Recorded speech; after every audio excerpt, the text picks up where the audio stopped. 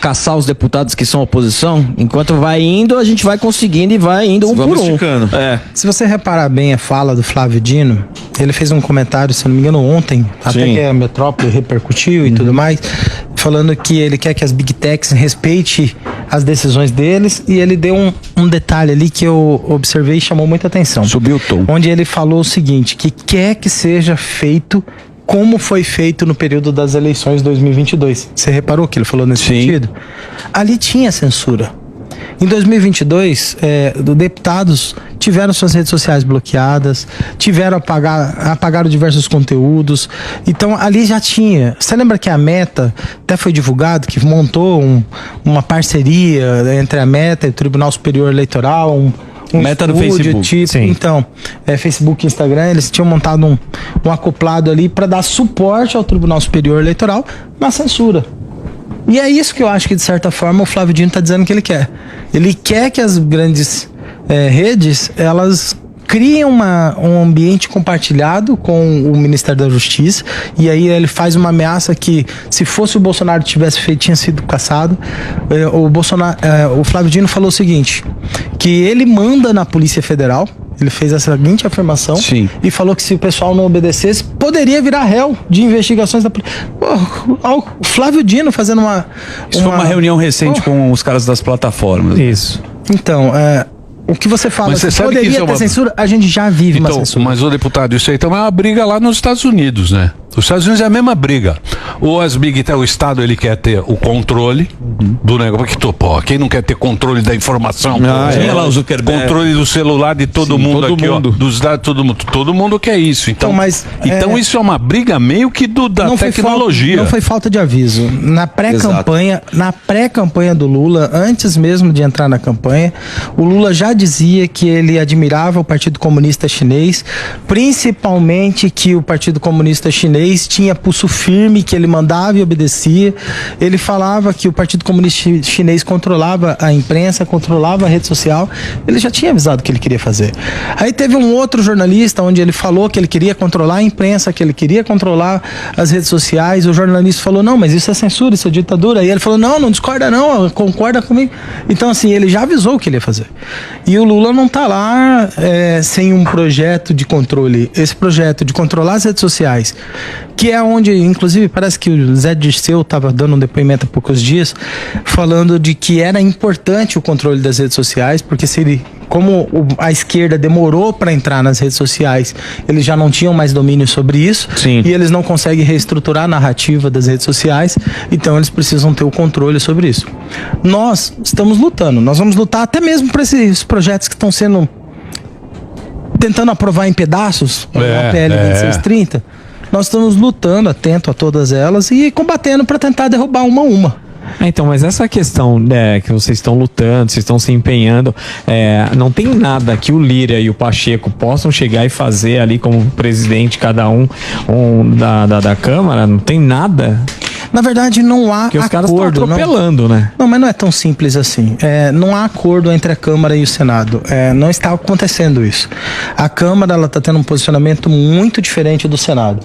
O Senado tem se acovardado. O Senado... Parece que não existe mais o Senado. Parece que o Senado é um puxadinho do governo federal. Total. Então, assim, na minha percepção, o Senado deixou de fazer o seu papel. E aí a Câmara, o único papel que ela consegue fazer é o de obstrução. É o papel de segurar. Porque a maioria dos projetos, eles tramitam nas duas casas. Se a gente deixasse o PL 2630 passar na Câmara, ele voltava para o Senado, e no Senado eles mudavam do jeito que eles queriam de novo, porque eles dariam a última palavra. Então, nós vamos ser o freio desse processo. Entendeu? Às vezes dá a sensação que perdemos tudo, mas a gente não vai entregar de mão beijada. A gente decidiu que, ainda ao exemplo do Daltan, por exemplo, que foi um sacrifício e a gente perdeu o Daltan, e tem outros na lista. Então, assim, a gente não vai entregar de mão beijada o Brasil, nós vamos brigar. Se for pra perder o mandato, vai perder o mandato. Se tiver que sacrificar... Coitado, Daltanzinho tá chorando lá sozinho no gabinete. Tiraram ele do gabinete. Ninguém foi dar um abraço no Daltan. Ninguém leva porque todo mundo deve ter o rabo preso e fica com medo. Mas você não viu o Ciro Nogueira? Eu acho que não é bem assim, não. O que o Ciro falou? falou? Ué, que o Sam me perguntou a respeito de pedido de impeachment e falou: não precisa. Não, vocês acham que não precisa? Não tem motivo pra pedir pedido de impeachment de ninguém, né, lá do STF. Ué, você tá de brincadeira comigo. Não, eu acho que não é tão bem assim. Existe duas situações lá na Câmara. Existe um número muito grande de deputados que estão apoiando o Deltan, estão ali dando força para ele, abraçaram ele, sim, como você está falando. Abraçaram nada. Não, nem cigarro vocês vão levar lá para ele. Só pra você ter o Lula arrumou lá a bonitinha a Janja. Sim. Eu estive conversando com a diferença da canhota é essa, o cara arrumou a Janja, foi lá. Isso. Então, ficou lá 1 ano e meio, os caras ficaram lá em Curitiba. Não desistiram. Não cantavam, parabéns. Fazia luau. Se você... O Deltan tá chorando sozinho.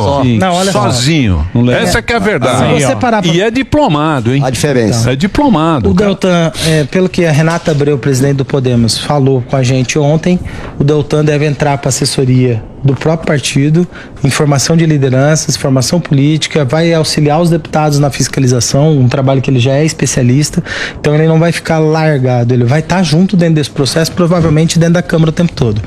Agora, o que a gente tem observado, eu não sei se vocês que são mais especialistas nisso, é que o pessoal da esquerda, eles estão tentando repetir o mesmo processo, o mesmo caminho. Só para você ter ideia, eles acusaram que o Deltan e o Moro tinham feito um conluio para prender todo mundo da Lava Jato. Isso. Essa era a acusação deles. Que o pessoal da acusação e o pessoal do julgamento estava junto e isso era um problema.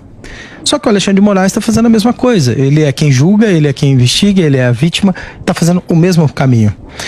Eles acusaram que prenderam os empresários amigos do Lula, o pessoal da Odebrecht e tudo mais. O pessoal do STF está fazendo a mesma coisa. Está perseguindo os empresários que apoiaram o Bolsonaro do mesmo modo. Eles acusaram que foi preso injustamente, preso político, algumas das suas lideranças. E eles estão fazendo a mesma coisa com as lideranças próximas do Bolsonaro. Mas ele está fazendo na legalidade. Ele arrumou jeito. Não existe legalidade em quase nada nesse processo.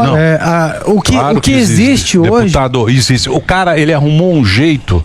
Ele arrumou um jeito de interpretar e fazer e governar dessa maneira. Não é esse que ele não precisa mais de vocês. Então, não é esse entendimento que a gente tem, porque o judiciário ele não tem o poder de legislar.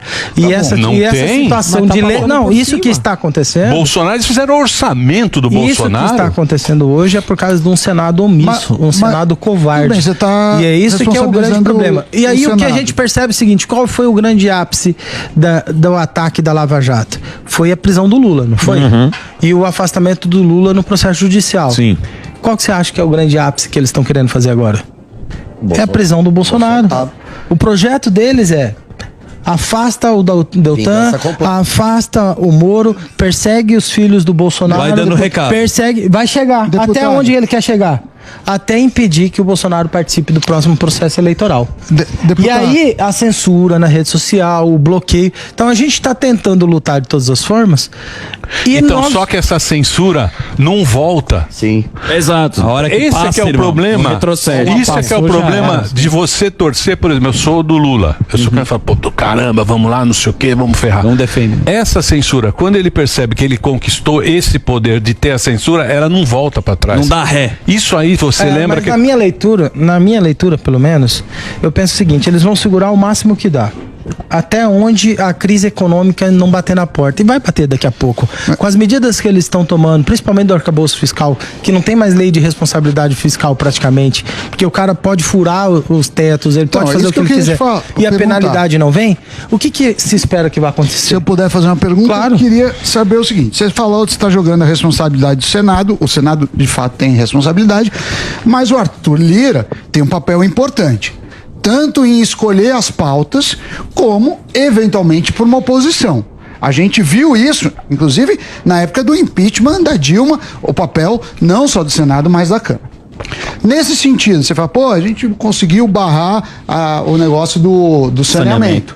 mas o arcabouço fiscal está indo para votação super fragilizado e outros problemas. Mesmo no negócio da Câmara, você acha que a oposição tem conseguido? Teve uma vitória, mas perdeu 8, tá 7-1 pros caras, tá? Não, e no meu tá. entendimento, você acha que vocês estão ganhando?